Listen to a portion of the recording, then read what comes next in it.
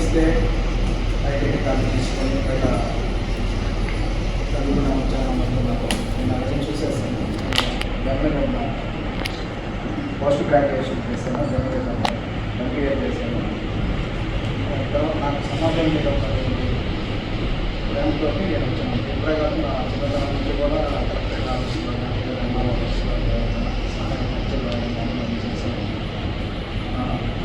ఆ ప్యాషన్ తోటే నేను వచ్చాను. డబ్బు కోసం అయితే కాదు. కాబట్టి ఇప్పుడు ఒక ఛానల్ రన్ చేయడం అనేది అల్టిమేట్గా చివరికి డబ్బుకే వెళ్తాను. కానీ అదే ఆసక్తిగా అయితే నేను చూపిస్తాను. నేనేమనుకుంటున్నానంటే సంఘాన్ని మన ఇల్లు మన ఇల్లు ప్రతి నెలకి సరుకులు అన్నీ తెచ్చుకోవడానికి నాకు కొంత డబ్బు అవసరం ఉంటుంది. అలాగే యూనియన్ నడవాలంటే కొంత అవసరం అవుతుంది. కాకపోతే లాస్ట్ టైం కూడా నేను చెప్పాను, కానీ నేను అందరి ముందు చెప్పలేకపోయాను. ఆ రోజు కూడా టైం అయితే బయటకు వచ్చేస్తాను.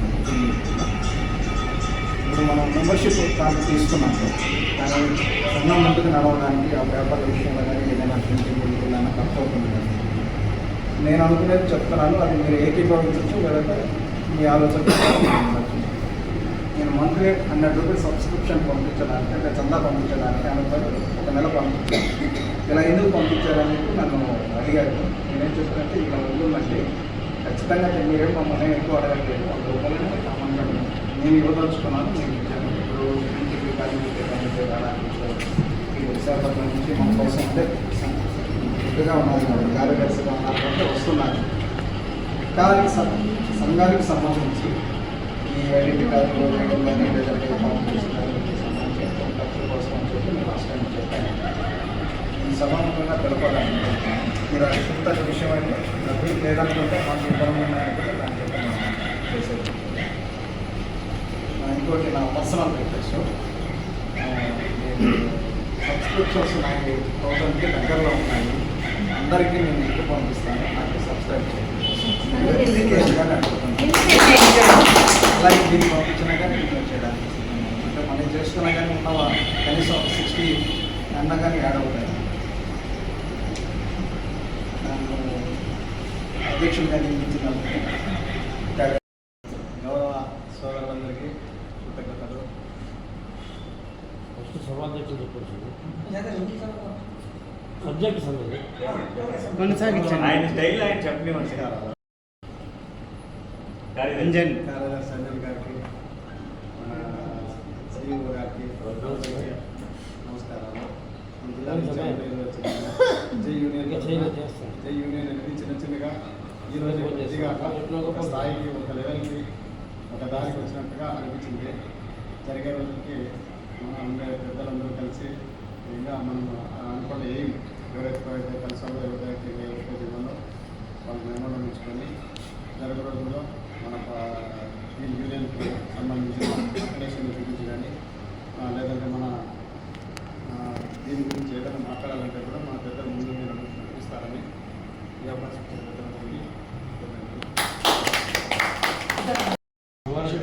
నా పేరు రామ్మోహన్ రావు. నేను జనసేన అయితే మొన్న స్టేట్ కార్యదర్శి గారు నాకు ఆలోచించారు. సరే నేను ఈ టైం దీనివల్ల ఏదో సంపాదించాలని ఏదో చేయాలని కాకపోతే యూనియన్ బలం కోసం నేను ఉండేది. రాజకీయం అని పేదలు లేకుండా మనలో ఎవరికి ఏ ప్రాబ్లం వచ్చినా ఏది మన యూనియన్కి సంబంధించి కానీ లేకపోతే ప్రస్తుతం ఏది మన ఫీల్డ్కి సంబంధించి అందరూ కలిసి కట్టి ఒక మాట మీద ఉండి పోతే ఏదైనా ఏదైనా సమస్య వచ్చింది, పెద్దవాళ్ళు ఉన్నారు, వాళ్ళ ఇంటికి వెళ్ళినప్పుడు వాళ్ళు చెప్పిందని మనం అందరం కూడా ఏకీభవించి వాళ్ళ మాట ప్రకారం నడుచుకుంటూ పోతే బాగుంది. అర్థమైందా?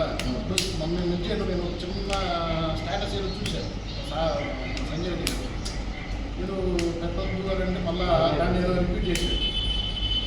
ఏ స్వామి అయితే ఒకటి మంచో చెడు మనం ఫాలో అవుతున్నప్పుడు వాళ్ళే మనం ఫాలో అవ్వాలి. వాళ్ళని ఎదిరించడం కాదు. ఒకవేళ అది తప్పో ఒప్పో అడగండి ఫస్ట్.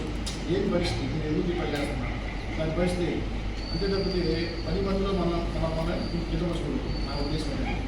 సో ఇంకోటి నేను చెప్పేది అంటే ఎప్పుడైనా వచ్చినా కానీ నాకు చేతనైనంత అంత గ్రేట్గా చేస్తానని చెప్పు. నాకు చేతనైనందుకు నేను జీవనం కోసం చేస్తాను. ఓకేనా?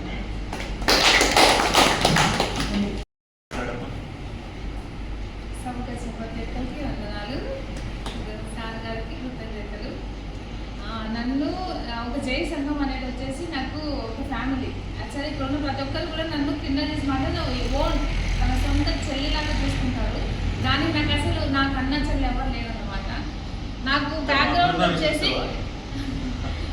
నుంచి అమ్మ ఒక్కరే. కానీ నాకు జై యూనియన్లోకి నా జర్నలిజంలోకి అడుగు పెట్టిన తర్వాత నాకు అన్న లేరు అనే ఫీలింగే లేదు. అసలు నన్ను బాగా చూసుకుంటారు. నేను కూడా అలాగే సహకరించాలని అనుకుంటున్నాను. ఇక జై యూనియన్ గురించి చెప్పాలంటే ప్రతి ఒక్కరు ఇప్పటికీ కూడా అనేక మంది మన గురించి తెలుసుకుంటున్నారు. జై అనేది ఒక యూనియన్ ఉంది అనేసి మనకు చెప్పకపోయినా వాళ్ళే అడిగి మరీ మన యూనియన్లోకి వస్తున్నారు. అంటే కారణం ఏంటంటే మనం వెళ్ళి ఇదిగో మా యూనియన్ అని చెప్పడం వేరు, వాళ్ళు వెతుక్కుంటూ రావడం వేరు. ఇప్పుడు మన యూనియన్ ఒక పొజిషన్లో ఉందంటే కారణం మన కార్యదర్శి గారు, తర్వాత ప్రతి ఒక్కరు కష్టపడుతున్న ప్రతి ఒక్కరు కూడా. నేను చెప్పడం ఏంటంటే మనం ఐక్యమత్యంగా కలిగి మన ఎన్ని కష్టాలు వచ్చినా కూడా ఒక ఫ్యామిలీ తర్వాత అనేక సమస్యలు వస్తుంటాయి. మనకు రావని మనకు అందరూ కుటుంబస్తులు మనము సమస్యలు వచ్చిన తర్వాత దాన్ని పరిష్కరించుకోవాలి, కానీ దాని నుంచి తొలగాలని మనం అనుకోకూడదు. నాకున్న అనుభవంతో నేను చెప్తున్నాను. ఎందుకంటే ఫ్యామిలీలో చాలా నా యొక్క 29 సంవత్సరాల వయసులో కష్ట నష్టాలని బాగా అనుభవం కలిగి ఉన్నాను. అందువల్ల నేను నా యొక్క యూనియన్ అనుకుంటున్నాను కాబట్టి మనందరికీ కూడా అలాగే ఉండాలని భావిస్తున్నాను. ఈ సమయం ఇచ్చినందుకు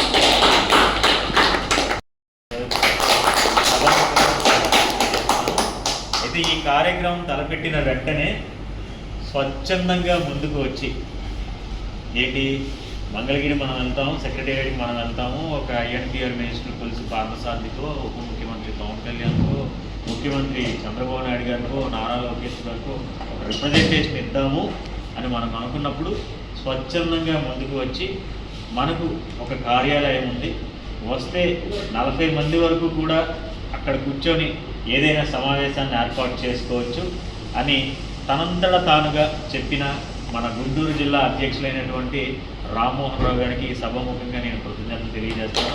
అంతేకాకుండా ఈరోజు మనకి ఈ కార్యక్రమం ఇంత దిగ్విజయంగా పూర్తి కానందుకు గల కారణం కూడా ఆయనే. మార్నింగ్ నుంచి మనం ఇక్కడికి రావడం, ఇక్కడే ఆయన ఇచ్చిన చిరుపాటి తిండి చాలా రుచికరమైనది, ఒక పంచభక్ష పరవన్నాలాగా అన్ని రకాల రుచుల్ని కలిపి పెట్టారు. చాలా సంతోషంగా మనం వెళ్ళాము. అరగంట అన్నారు, గంట అన్నారు, మధ్యాహ్నం అన్నారు, వస్తారా రారో తెలియదు అన్నారు. అలాంటి వ్యక్తి ఇంకా మనం వెళ్తామా అవుతుందా లేదా అని బయటకు వచ్చి టీ తాగుదాం, ఆ సమయంలో అతను రావడం అంటే అంత శుభసూచకం అనుకున్న సమయానికి. తర్వాత అంతమంది ఉన్నారు, అవుతుందా లేదా, మాకే విలువట్లేదా, మనమే అరుద్దామని అనుకున్నాం.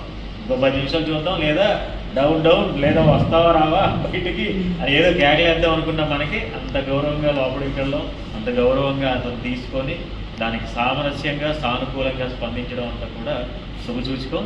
సో అది స్థానబలం అనొచ్చు, లేదా ఆ సమయానుకూలంగా తీసుకున్న నిర్ణయాలు కావచ్చు. దానికి సభాముఖంగా మన గుంటూరు అధ్యక్షులు, మన తోటి పాత్రికేయ మిత్రులు అయినటువంటి జనసేన రాయల్స్ CEO గారు రామ్మోహన్ గారికి జై యూనియన్ తరఫున అందరి తరఫున హృదయపూర్వక కృతజ్ఞతలు, శుభాకాంక్షలు, ధన్యవాదాలు, నమస్సుమాంజలు తెలియజేస్తున్నాను. Thank you so much. So ముఖ్యంగా చాలాసార్లు చెప్పాను, ఇంత భారతాలు నేను పెడతాను. ఇవన్నీ కూడా నా రొటీన్ యాక్టివిటీస్. మార్నింగ్ లేచినక్కడి నుంచి మళ్ళీ ఈవినింగ్ పడుకునేంత వరకు వివిధ రకాల ప్రక్రియలు మనకు ఉంటాయి, అంతేనా కదా. ఇటు కుటుంబాన్ని చూసుకోవాలి, అటు పిల్లల్ని చూసుకోవాలి, మన బాధ్యతలు చూసుకోవాలి, మన ఫ్రెండ్స్ ఉంటారు. ఇలా తిరుగుతూ ఉన్నప్పుడు ఆ రోజువారీ కార్యక్రమాలు మనం చేసినప్పుడు ప్రతి విషయంలో మంచి ఉంటుంది, చెడు ఉంటుంది. Every second is past. ప్రతి సెకండ్ మనకి గతం. ఆ గతం అనేది మన అనుభవం. ఆ అనుభవం ద్వారా ఏదో కొంత సమాచారం మనం పొందుతాం. రేపు అనేది ఉందో లేదో మనకు తెలియదు, కానీ ప్రతి ఒక్కరూ ఉంది అన్న ఆశతో ముందుకెళ్తారు. నిన్నట్లాగా ఈ రోజు ఉండకూడదు, ఈ రోజులా రేపు ఉండకూడదు అనే అందరూ అడుగులేస్తారు. అది దైవ నిర్ణయం, నుదిటి రాత, తలరాత, సమయము, అదృష్టము, ఇలా వివిధ రకాలుగా మనం ఒక్కొక్క ఆధ్యాత్మికంగా నేర్చు చేసుకొని వాళ్ళు దాన్ని అంటూ ఉంటారు. సో దానిని ఆధారంగా చేసుకొని ఎక్కడైతే మంచి జరుగుతుందో, ఎక్కడైతే చెడు జరుగుతుందో దాన్ని మనం అదే 2 కళ్ళతో చూస్తాం. ఆ చెడుని ఏమీ చేయలేం, జరిగిపోయింది. మంచిని మనం స్వీకరించాలి. ఆ మంచి మన ద్వారా 10 మందికి చేరాలన్న ఉద్దేశంతోనే నేను జర్నలిస్ట్ని కాకపోయినా అనివార్య కారణాల వల్ల ఈ జర్నలిజం ఫీల్డ్లోకి వచ్చి తోటి జర్నలిస్టుల యొక్క సాధక బాధలను అన్నీ చూసి దానిలో నేను ఒకటినే అదే వృత్తిలో ఉన్నాను. ఆ చెట్టు కింద ఉన్న మనిషినే కదా, మరి ఎదుటివాడికి తిడితే నన్ను తిట్టినట్టే కదా, ఎదుటివాడికి గౌరవించకపోతే నన్ను గౌరవించకపోయినట్టే కదా. అంటే మన ఏరియాలో ఎలా ఉంటుంది, ఒకటి డబ్బు బలం ఉండాలి, లేదా అధికారిక బలం ఉండాలి, లేదా రిలేషన్స్ ఉండాలి అందరితో పాటు. ఈ 3 ఉన్నాయనుకో, ఒక ఛానల్ లోగో పక్కన మన లోగో పెట్టినా అడిగేమను, అడిగి బయటికి తీసుకెళ్ళి మందు ఇప్పిస్తామనో, టీ ఇప్పిస్తామనో, బిర్యానీ ఇప్పిస్తామనో ఒక రిలేషన్తో మనతో ఉంటాయి. అంతే కదా. ఇవి ఉన్నాయి ప్రస్తుతం ఉన్న జర్నలిజం వృత్తిలో.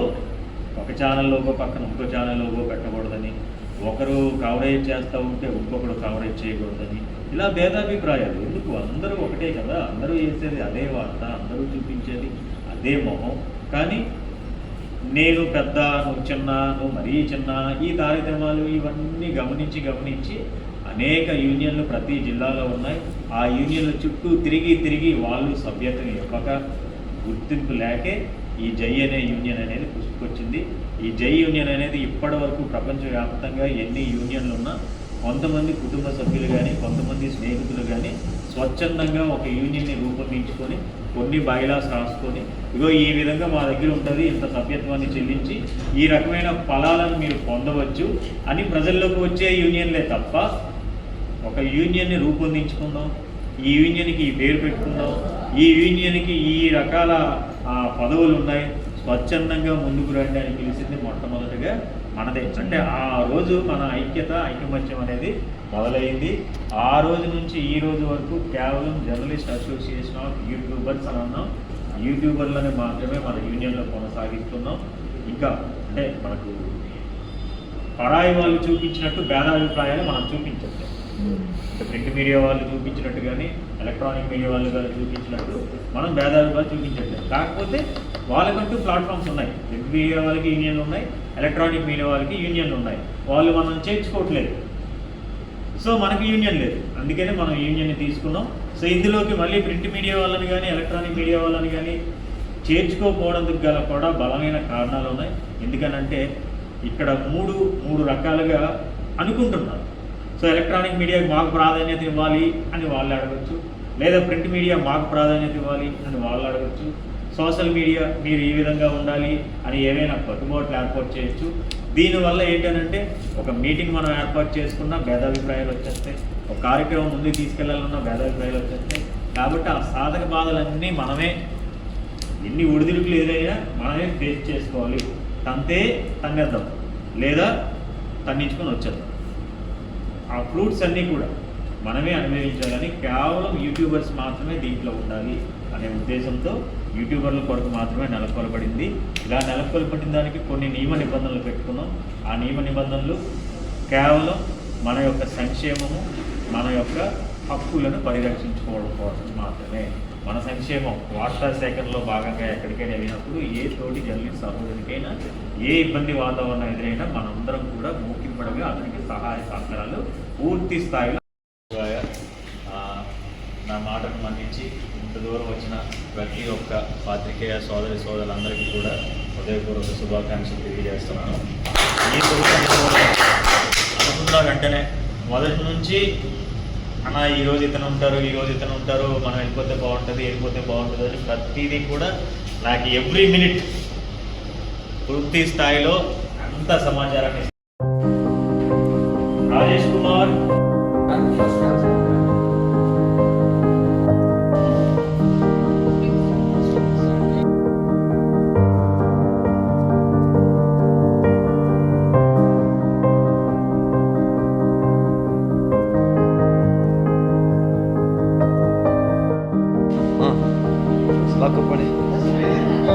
ఐకమత్యం